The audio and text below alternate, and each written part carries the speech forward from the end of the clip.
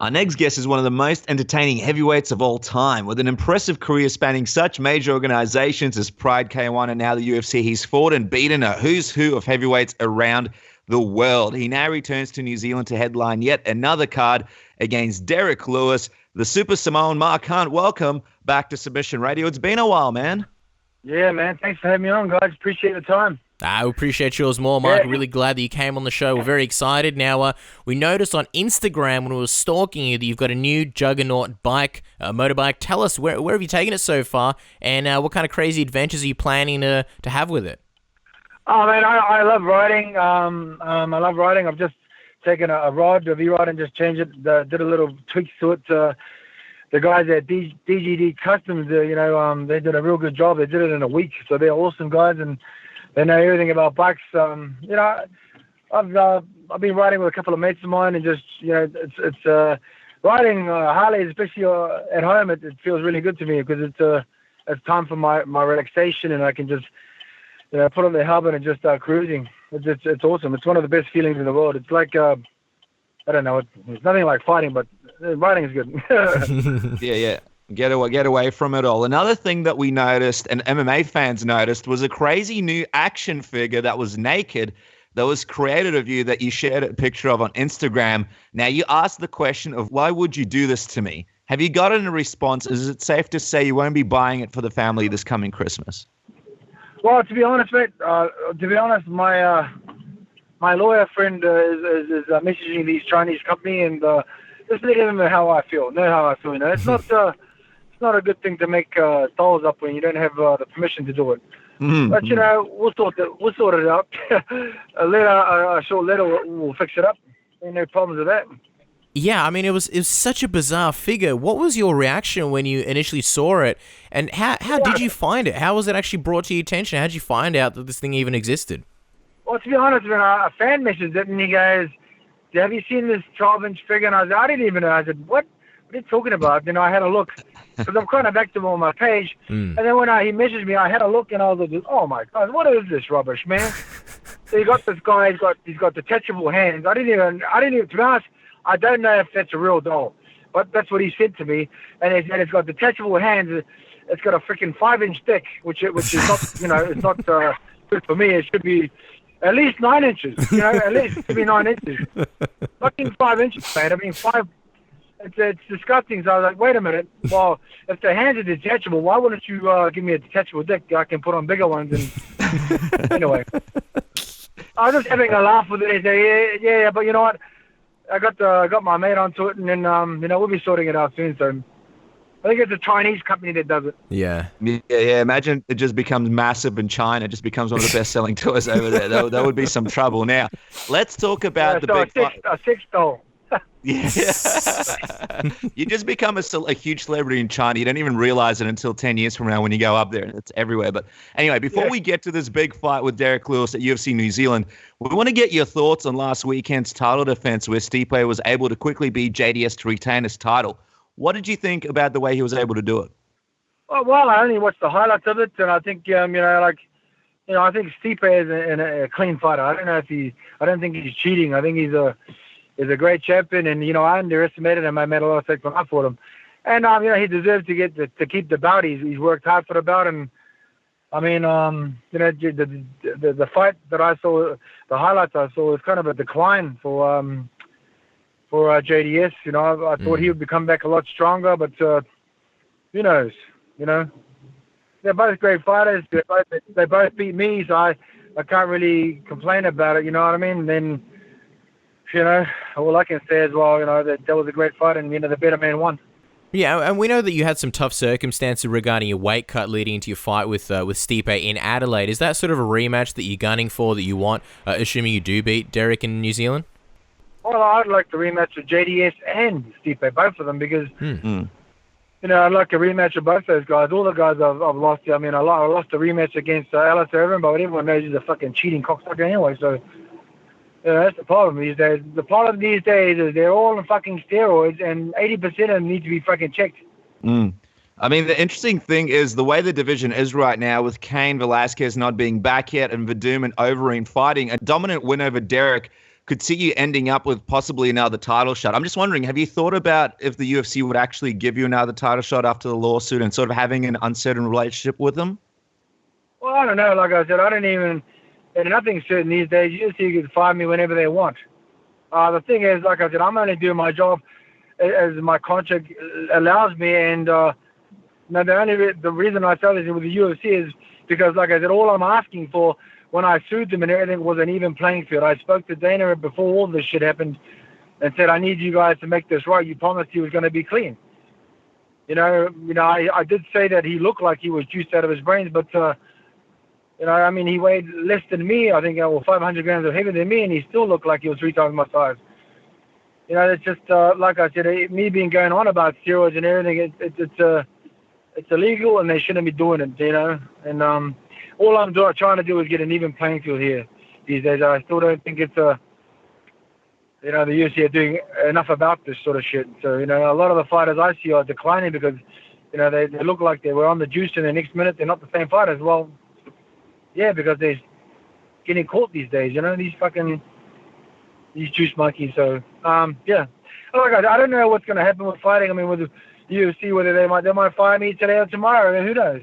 What's sort of making you think that they might fire you, Mark? Is there some kind of indication that makes you believe that, or are you just theorizing it as a possibility? No, nothing's happened. I'm just putting it out there and saying, that's what I mean. You said they might fire me for this. Well, that's just the way it is with work. I mean, with me suing, you said they might fire me for me suing them. Well, look, all I was doing with that suing, I asked first if this could be rectified another way. It wouldn't. They didn't want to do it. So then I had no choice but to push forward with my legal team and my lawyers because I have no choice. I'm not going to keep fighting juices. Yeah. Why should I? Why should I be fighting juices my whole career? I've done it most of my career. And they say, well, you knew. Well, how the fuck am I supposed to know this shit? Mm-hmm. That's rubbish, man. That's just a lame excuse it's a lame excuse for these freaking guys to keep cheating and get away with it. It's a lame cop-out. I think it's bullshit. They shouldn't be allowed to do that. And I say that they might fight, well, because I'm suing them, well, what am I supposed to do? Shut my mouth and keep working and fighting juices until my head comes off? You're right. You shouldn't. It's not something that... Three times in a row. 3 times in a row. I mean, anyone would ask the question. 3 guys in a row, and then it would have been the 4th guy fought in Melbourne against Josh Barnett. And then why do I keep getting the short end of the stick? Why should I? I don't know. I shouldn't have to accept this rubbish. And I don't give a fuck about all these people saying to me, "Oh, Mark, you just keep whinging, complaining." Man, fuck you, man. You don't know shit. None of you motherfuckers ever do that fighting against juiceheads. You don't know what it's like. You get injured, there goes a whole year of pay. You might lose an eye. And then they sign up to fight juiceheads. Otherwise, they should make a competition for the juiceheads and the non-juice heads. Yeah, I think you're right, Mark. I think it's something very understandable being in your position. I get what you... Mate, when you say you think I'm right, I don't think I know I'm right. I know I'm right about this because steroids shouldn't be allowed and cheating shouldn't be allowed in sport, especially at the high end. If the UFC want legitimacy, they've got to be legitimate and say, well, okay, we're doing everything to do against these steroids users and cheaters because it ain't fair. Yeah, I agree. I don't make if I go put a bet on a fucking game, and I know that all the fucking one teams, all of them are a bunch of juicers. Who do you think I'm going to put my money on? I'm going to put my money on the fucking juicehead team because they got more chances of winning. Yeah, anyway. I How do we start talking about this?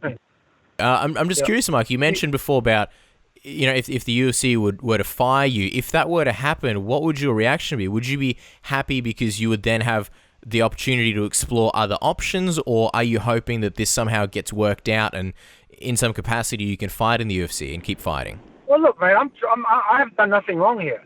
Yeah, why do I feel like you're trying to talk to me like I've done something wrong? Where does it say that I've done something wrong ever? All I've ever done is go into the octagon, do my job, and try to be the best in the world. Where is it that Mark has done something wrong in this scenario here? That I have to be made to feel like the bad guy? That, all these fucking fake-ass fans talking, you keep complaining and whining, man. Man, fuck you, man. I'll complain about this shit because as long as I want until it becomes even. sick of fighting on an uneven playing field where it ain't fucking fair. These guys get all the advantages of a better seat, recovering quicker. And here I am at 43, at the oldest guy in the UFC, and doing it without cheating. Yeah. So and explain to me where I've gone wrong by anything in my contract, where I've done anything wrong, apart from, opening my mouth and saying, "Hey, man, we're gonna get a fair go here." Mm-mm. And just for the record, Mark, I think what Casper's trying to say is we totally support your position and we agree with what you're saying. So just not to get that confused, so you think we're on the other side of the ball. You mentioned the lawsuit, and we want to move on from it, but just a second while we're on it. How is it going? Because we did see recently Brock Lesnar's lawyer put in a motion to dismiss the lawsuit in March. Where are you guys at the moment with it? Is it still progressing nicely? Are you guys sort of at a roadblock at the moment? Where are you at? What kind of update can you give the fans? Well, it's coming towards hearing at the moment. I don't know if I can talk about this with the lawyers, but I mean, it's probably public knowledge anyway. So it's coming to a hearing where the judge, I think it's next Monday or something, the judge is going to say whether it's going to be kept or thrown out of the lawsuit, the cases I've brought against the UFC, against Brock Lesnar and Dana White. Like I said, this didn't even have to happen. It could have been sorted out way before. Like I said, 3 cheaters in a row. I want something done about it. And the last straw was Brock Lesnar. People said, what pisses me off the most is what people say to me, "Mark, aren't you just a money hungry grub? You're trying to money grab." Dude, my contract that I have can suffice me. Why would I open my mouth and try to lose my contract for? If it was about money. The bottom line is the guy's done wrong, the company's done wrong, and you need to pay for that shit. Why should I go in there and fucking lose my eyeballs and I've done nothing wrong? And like I said, I couldn't give 2 fucks about people complaining, and I complain about, fuck you guys. You guys don't. You never fought in your life in talking your shit. You ain't the one going to lose an eye and feel like this is a disadvantage, because that's what it is. Right. And that's where the case is. That's where the case is at the moment, and we're nearly on the phase of discovery afterwards. So I mean, after whatever the judge says, and then it goes on to the next phase of discovery, where he throws it out, then we start again, or then we have to go to discovery. So like I said, I want this is all going to be sorted in the end anyway. So I mean, we're going to be finding, if it does go to discovery, we're going to be finding a lot more shit. That's all I know. I mean, just quickly, you mentioned Brock. A lot of people kind of thought he got off pretty scot-free. Once his suspension was over, he kind of decided to retire from the sport. I know this lawsuit is going on, but what are your thoughts on the way he just sort of retired from the UFC, and the suspension was something that a lot of people thought was a lot shorter than what it probably should have been? Well, I mean, the only reason the suspension was like that, I think, is because, I mean, at the end of the day, if someone, like I said, if someone gets badly injured or dies, do you think that would have been enough? I don't think so. I think the public would have been like, well, just say, for instance, if I had lost my life fighting the juice monkey, if I had lost my life, would that's $250,000 and a year or 2 year ban would have been enough? Someone's lost their life here. I don't think so, man. I don't think it's a case. And the way the things went, I mean, that guy getting a exemption, the 4-month exemption. Well, why is that? I mean, why are these little freaking things allowed to happen? I mean, who gives someone an exemption coming off fighting, and then he coming from the WWE? I mean, he should be checked. Like I said, all I was thought was he was clean, and this could have been sorted way before. I've just, like I said, I don't know what every other fighter thinks. I just think it should be an even playing ground. All I'm fighting for is an even playing ground. And, I think what you're asking for is completely fair, Mark. I agree with you. And I wanted to ask you. Like I said, the reason why I'm asking for his money and everything like this, because he should be punished for cheating. I said before, it pays now to be cheating, and that's what it does. He made a lot of money, and he walked off laughing. He got a small fine and he didn't even have to lose out of his pocket. He paid that fucking fine with the money he made that night. And then why should he be allowed? Every other sport, you get your face taken off everything, you lose all your money. I mean, why are we punishing these guys? Why is the companies not punishing these guys for this shit? Can you answer me that question? Why? Unfortunately, I can't. I agree with you, though. I think that the fact that Brock Lesnar came in, fought you, failed his drug test, made his money, got a suspension, didn't really serve it, retired, and then left immediately afterwards, I think it's a travesty. And I think you have every right to be pissed. But what I'm curious about, though, is do you want it? Do you want this to go to Discovery? Yeah, I want it to start by these punishing the guys by taking their financial gain. Because anyone that weighs it up, look at it and say, well, look, man, I can make a shitload of money. I can get away with it, and people just think I'm a cheat. Yeah, so what? Okay, sweet, I'll do that. Everyone will take the other one instead of and do it. Of course, all people will do it. And do I want to go to Discovery? Yeah, of course I wanted to go to Discovery. I'm like I said, this shit's going all the way. These guys are going to have to make this right. Not just with me, but with every fighter's contract. I want the mark-on clause put in that contract. I want that every fighter's contract put in. If you are juicing, all that money should go to the other guy. If you're both juicing, none of you guys should get money. People say, why don't you take 80%, blah, blah, blah. Okay, so me losing my life is 80% worth? No, they shouldn't get anything. Cheaters don't deserve any sort of money. He knew these guys that cheat know that they're going to get into a fight 3-4 months down the track. So they premeditatedly know that they're going to fight, so they cheat.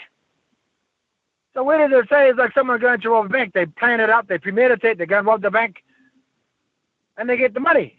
It's like what these juicies are doing in fighting. So yeah. And I mean, look, all great points, and hopefully we're hoping some of these things get rectified. Let's talk about UFC New Zealand, Mark, because obviously, you're bothered by this, which is absolutely your right to be bothered by it. But how do you feel leading into UFC New Zealand? How's your training been, and mentally? Are you excited about fighting in New Zealand and headlining this card with Derrick Lewis, or has this thing with the UFC sort of put a bit of a bad taste in your mouth and sort of ruined the experience for you a little bit? Oh, to be honest, man, like I said, I love fighting. I don't like that I have to fight for equality, especially in my ranks as a heavyweight fighter. It's put fighting sour at the moment, especially with the way things are. But I'm a fighter, and I keep going. I'm excited about fighting in Auckland. It's where I was born. I mean, what can I say? I'm just, like I said, it's real. I'm salty about having to fight for even being equal. Trying to make it an even fight. I don't think Derrick Lewis is a cheater. He hasn't been caught before, and and he's still in the top 10. So I'm excited about he's above me now. So I mean, I'm looking forward to try and keep relevant in the division and put myself a little bit higher if I beat Derrick Lewis. I mean, that's where I stand with it. When you ask people and all these guys that ask me about steroids and fighting in the sport, of course I'm going to voice my opinion. Of course I'm going to tell you. This is what's happening right now. I'm fighting. That's what sucks about this whole scenario. I'm fighting for equality in here. It's crazy. How can a fighter fight for equality because these guys are juicing? Shouldn't even be like this, to be honest. Yeah, and just to clarify, Mark, it's your platform, so we're happy to hear whatever you have to say, absolutely. And I'm just wondering, what went into accepting this fight? Because it's reasonably quick after the Overeem fight, and I remember you saying that you felt like you were forced into the Overeem fight. Do you feel like you were forced into taking this fight? Well, I don't feel like I was forced to take the fight, the last fight. I know I was forced to take the fight. Yeah. The last words from their lawyers was, if you don't take this fight, it'll be against your contract. Okay, great. I'll take the fight. You forced me to be here, fine. This fight against Derrick Lewis, I wasn't forced to take it. I gladly took it because, I mean, and that's what I'm saying. Why should I feel like I've done something wrong here? I'm a working man. I'm a fighter, and I should be taking fights and earning my money because I've worked so hard to be up the top end. Why shouldn't I earn this money? I've worked hard to be here. My family should prosper from this financial gain that I'm getting from fighting. Because I've worked hard to get here. Why should I be the one that's put out That's what I'm trying to say. Why should I be the one that's put up? Because I haven't cheated here. I haven't used steroids, and I haven't done anything wrong here. No, absolutely. So I do feel like so I feel like the fight here with Derrick Lewis, I took the fight because I wanted to fight again. You know, I wanted another fight, especially in New Zealand. So I'm happy about it. You know, I wasn't forced to do that like the one against that other steroid head. And I mean, a lot of fans are really excited about this one. We know there's a big buzz from Australia, New Zealand, and around the world with this one. Derrick has been able to do some great things in the octagon. He's an exciting fighter. When you look at this matchup, how do you what do you see your advantages here, and how do you rate what he's been able to do in the UFC so far? A lot of people sort of see him as a bit of a brawler. What's your sort of analysis on him?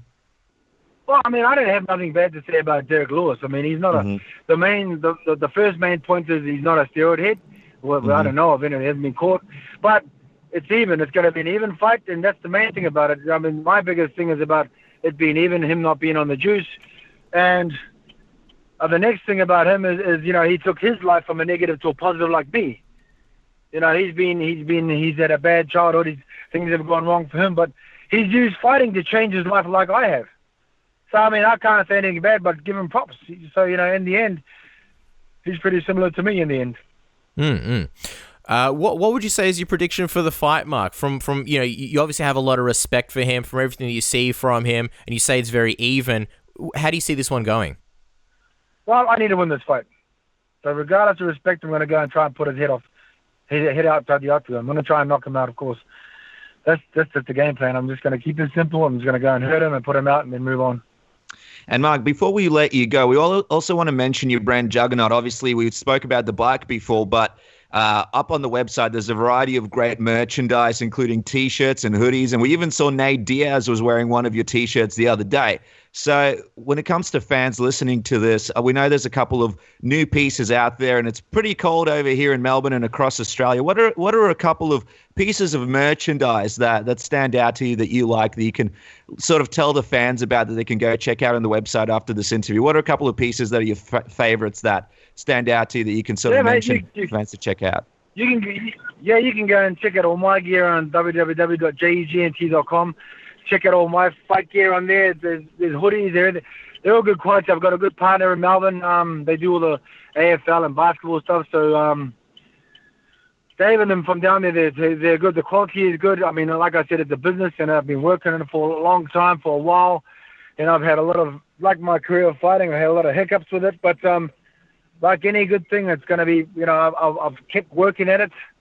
You know, like a lot of people say, you know, 4 down 10 times, get up 11. That's exactly what I've done with this company, and it was like with my fighting. So I think Juggernaut, you know, is a great brand, and I think it's just getting the right partners to help me with it. And I think I found that. So, you know, go check it out and see if you can buy yourself some gear and support the movement. You know, the unstoppable movement, which is good.